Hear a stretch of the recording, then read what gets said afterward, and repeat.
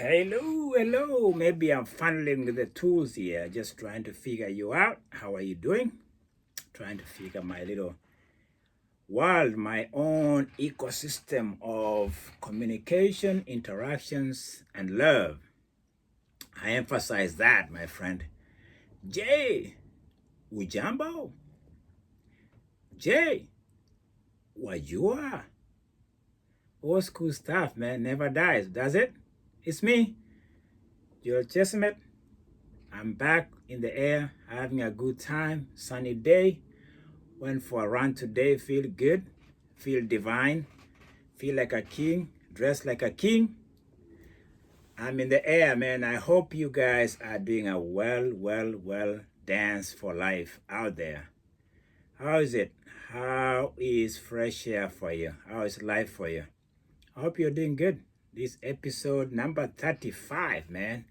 I'm rocking, man. Why should we have to number these things? Why do we have numbers? Why don't we just keep going just like rivers, man? They just flow. If you bother a river that is flowing, you get flooded. If you can't swim, you know what happens if you can't swim and you're on a river? I know the feeling. I can't swim either. Last time I checked, I wish I was Jonah. You know who Jonah was? That guy just ended up in a belly. That's a good hotel to hang out. 5-star hotel, man. It's the belly of a fish. Have a good night. Next day they spit you out. Some of those stories, man, they just amaze you when you think about it. Living in a well, hanging out, checking it out. It's glorious. Hello, Jonah. What were you thinking? Well, it's me. I'm back. Athletics, Kenya, the Equator, East Africa. Let's give them some love. Let's give them some headlines. Let's give them some good old stuff. Kenya, my country, man. I was born there way in the back in the days. I'm here trying to give them some shout out, highlight them, give love and flowers to the heroes, to the champions. Hopefully they feel good about this.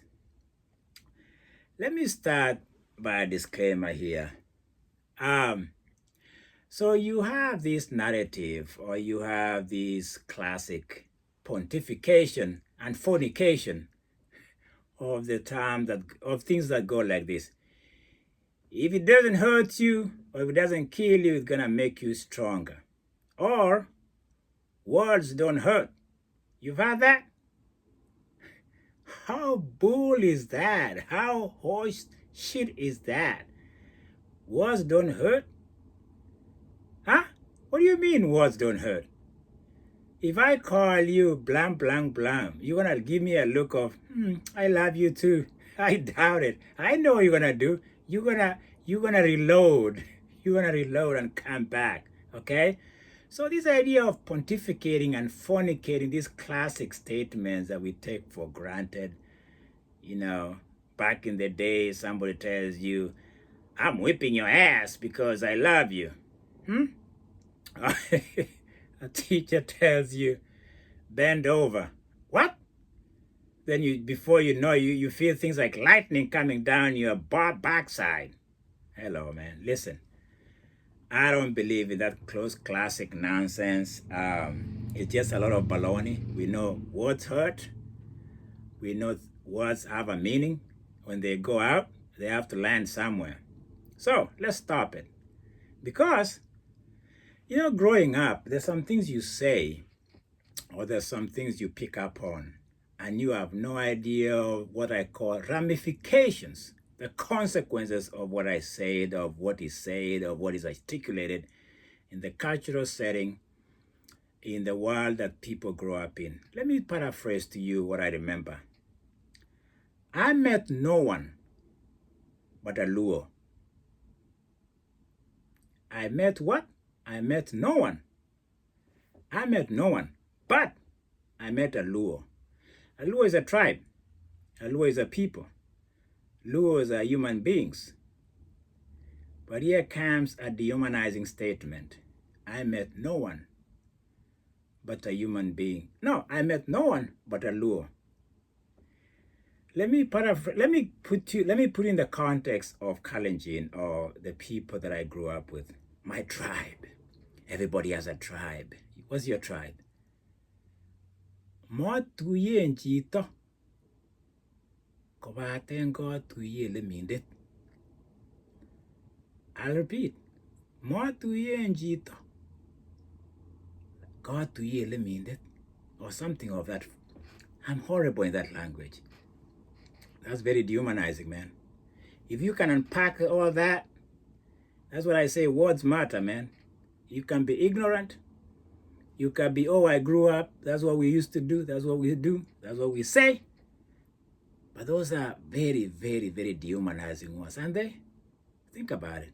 You met no one but a Luo. You can put anything there in your tribe. You can put Luo, you can put Kikuyu, you can put, I met somebody who is gay, I met somebody who was blind, I met somebody who was white. I met no one but a black guy. Wow. So, we pontificate, we fornicate. It doesn't matter what you say. It does matter what you say. Because words have value. They have meaning.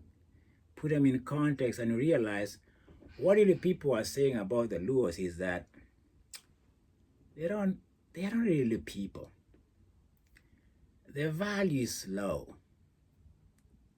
In the scale of humanity, they are right here. Is this cultism of tribalism? Did you hear me? Cultism of tribalism. We become a cult. We build this cult around our tribe, our narrative of self-value. And before you know it, we have our nose stuck up and we are looking down the towers of our cult. I met no one but a Luo. I'm apologizing, I think, when I say this, because I said it too. It's part of what you grow up saying. It's part of what you think of other people. And I'll say this, it gets worse for me. It does. Because you know what?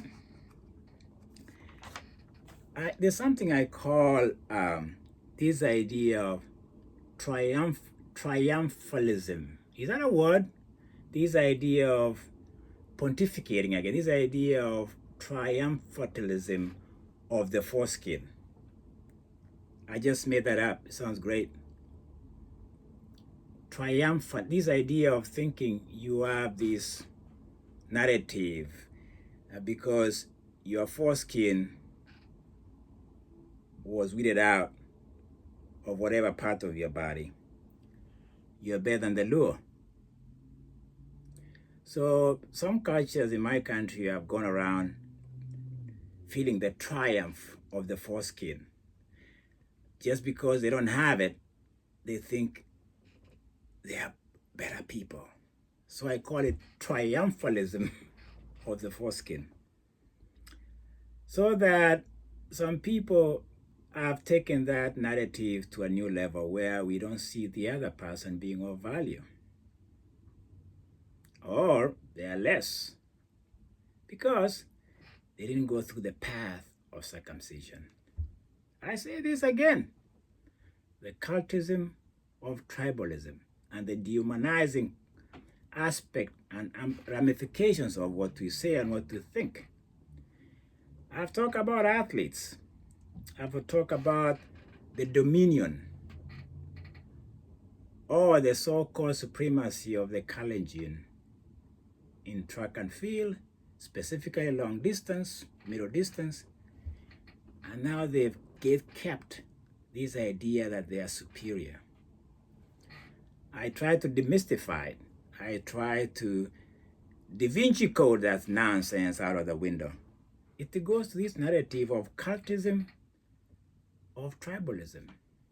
It's tribal, my friend, and it's dehumanizing. In fact, it's so funny that I'm talking about these things because when I crossed over the pond back in the days, I ran into another ism. These isms play all over the place. I remember somebody in college telling me, "You're not black. you don't descend from slavery. So African Americans have cultivated their own cultism of tribalism. So I'm not black because I do not descend from the lineage of slavery. The badge of honor is having descended from slaves. The badge of honor for African Americans is that. Some of them go around telling me, I'm not black, you're African. I'm like, what? Yeah, you're not black. You don't have that tribe of slavery. I tell you what, humans are very complicated human beings. And to see how these things play out tells me that this race arrogance, this idea of tribe arrogance, this idea of we have gatekeepers and you have to be baptized to get in, or you are foreskin to be, so you can belong to this superior nation, superior tribe. Wow, wow, wow. I laid it out. I'm not controversial. I'm just speaking the truth. Because you know what? It's been pontificated, it's been proselytized, it's been fornicated about, and people believe in it. It's a cult of tribalism. And it's all over the universe. Welcome to the universe. Do you think these trees have their tribe? These plants? I'm getting your attention. The tribalization of sports in Kenya is a problem. It is a problem. It's led to such a massive problem that now we have brokers, agents of dope. We have cartels. I think we have drug laws now in the industry, in the athletics. We have drug lords who are going to go out and say, hey, you need to go out there and make sure you win by all costs. And I'm gonna stick this up your ass so you can go win some medals for the tribe. In fact, I read this morning, Chebet, I don't know her other name, one of the marathon runners, she got busted for drugs. I mean, I told you before, we've been blacklisted as a country of Kenya. In fact, we barely got to Brazil Olympics because the IAAF was like, you guys, man, we don't know who's juiced up. We have no idea. I think it goes to what I said, man. Until we humanize human beings and humanize the sport and stop thinking we have to do everything or we have to win at all costs, and stop this madness and this narrative that we are superior. We are being blacklisted. Hopefully it's a wake-up call. Hey, I have to get out of my chest, but I got good news for you. You know what? I got two great women. I like the way I just switched it for you. I was in shortwave, now I'm FM frequency, man. I'm here to bring to you, I'm here to put these two women in your view and you are listening. Do you know who they are? Let me get on my notes. Let me get in my notes, because sometimes my brain just goes blank. I bring to you good news from Kenya. It's my country. I got good news for you. They're the best news. Guess who is a custodian of the good news? Another lady by the name of Lornah Kiplagat. Who is Lornah Kiplagat? Well, she has a resume that is full of running. I think she was at one point, not thinking, I know she was a cross-country champion, 2007, those years. She has a 2:22 in marathon. So that resume speaks to the fact that she's an athlete, and she has a body of work that speaks to the fact that she's been a great athlete even at time. Now I think she lives in Netherlands. The last time I checked, she got married to a Dutch, and she oscillates expertise and entrepreneurship between Netherlands and Kenya, specifically. I think she's from Iten. Yeah, she's from Iten, those sides of Iten. Cabinet. Yeah, we're talking about Elgeyo Marakwet, maybe. Yeah, those sides. I'm trying to map it out for you if you are interested. So Lornah Kiplagat is not just an ordinary athlete with a great resume. She's a humanitarian, a businesswoman, entrepreneur. She's reincarnated herself by going back and reinvesting in the community. I'm highlighting this because I think I'm taking that path post-Olympics to tell you that some people, some athletes, have found a new calling. They found a great calling of going back to their communities, to their families, and trying to reinvent themselves, find purpose and meaning in their lives post-competition. It's a wonderful day, and Lornah Kiplagat has done this. She's established a high-altitude training center in Iten. Is quite a renowned one. It's quite international. I think she gets some top athletes around the world who go there to train. Altitude training helps athletes. It's about oxygen intake. It's about blood components in the oxygen intake and how that works in running. And so she has those facilities. And there's one thing she's done that is quite exceptional. It's quite radical. She's brought what we call equality in those athletes who go there and train there.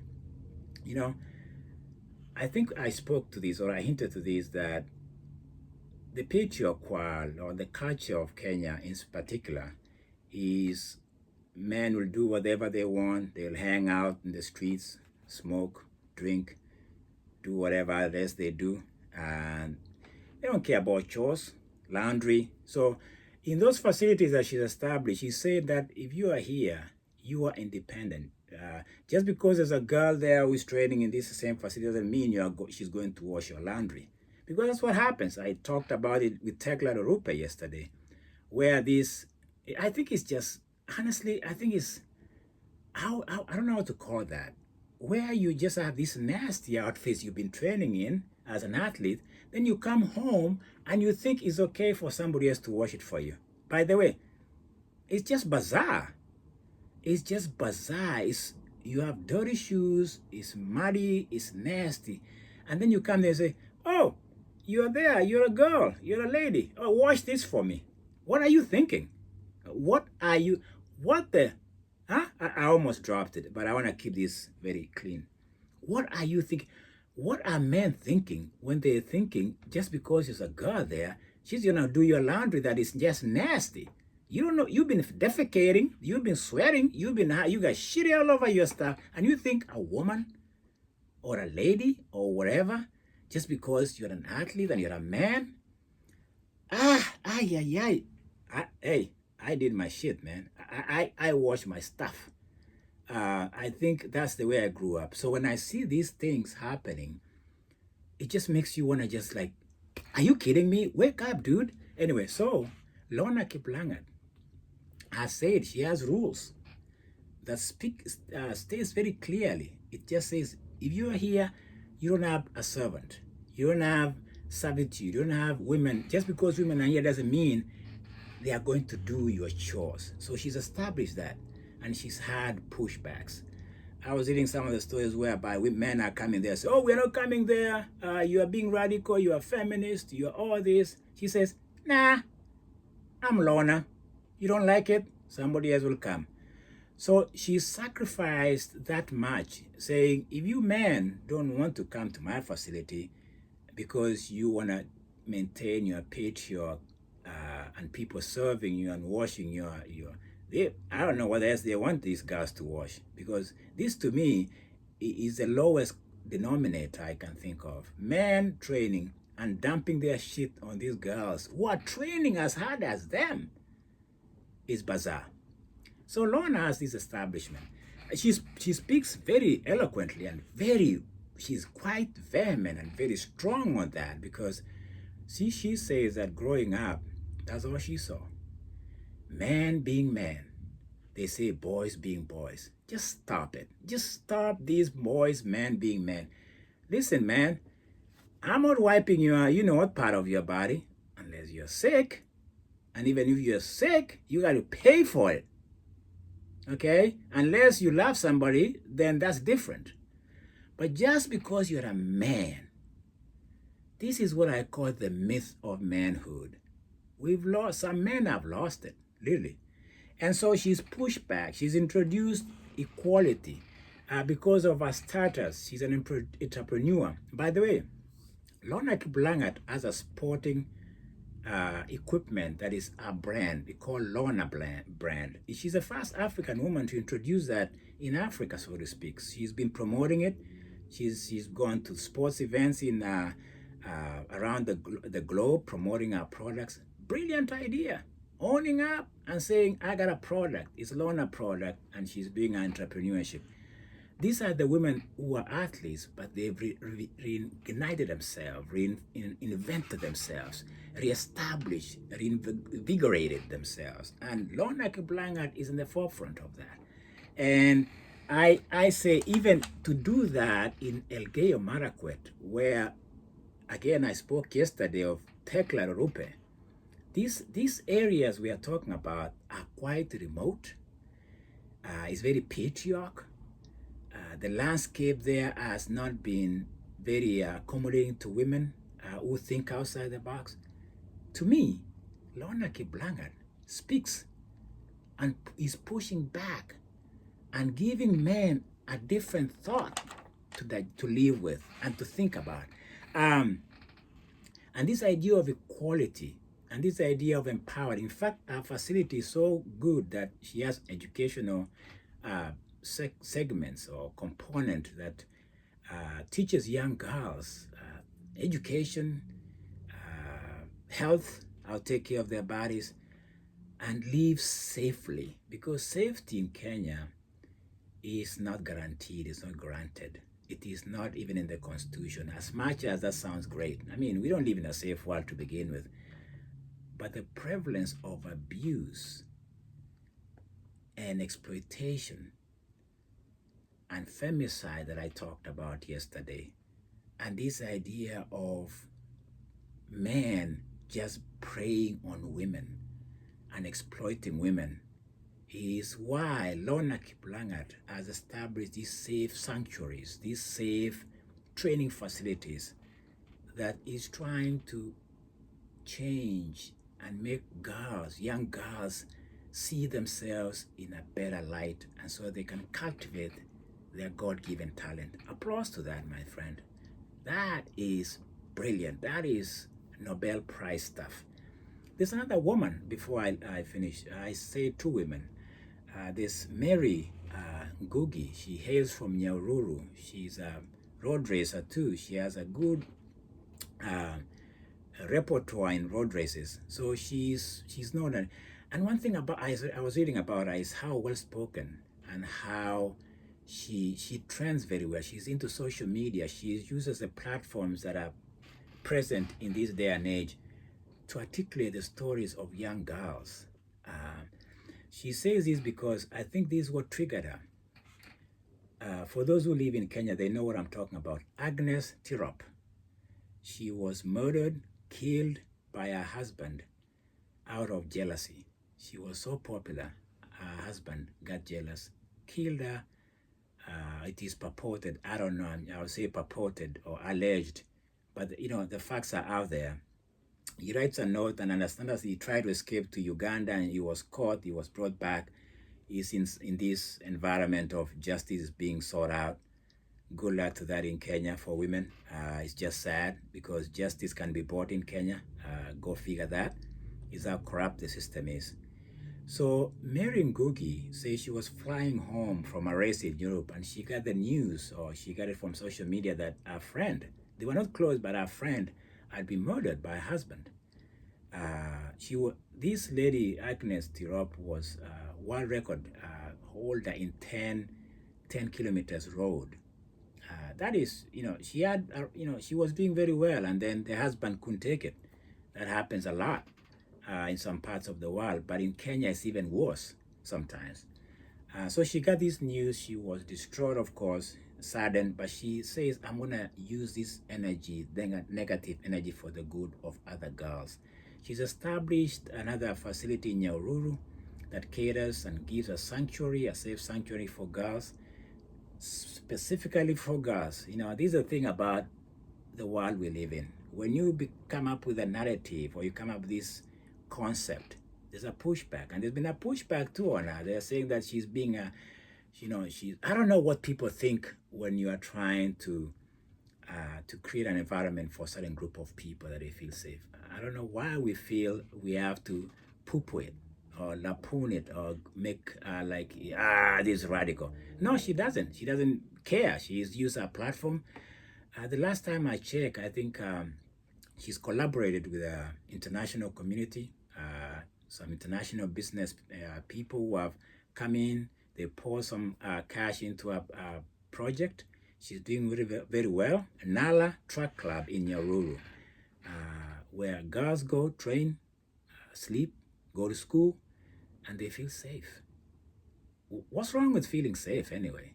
I don't get it. Just to feel safe and to wake up and knowing that you have food, you have a place to sleep, you can train, you can see your dreams coming through. Mary Ngugi, Lornah Kiplagat, those are Nobel Prize winners, aren't they? What do you think? Did I make up these things? No, I don't think I did, because they are the few. Yesterday I talked of Tekla Rupe, the matriarch. Today I talk of Lornah Kiplagat. They are following in the footsteps of reinventing yourself, reincarnating yourself in your community. This idea of pushing back on the patriarch and this warped, it's not even backward. I think it's just barbaric. This idea that people are going to serve you, or people need just to be exploited because they're women, or they're just objects of your desires.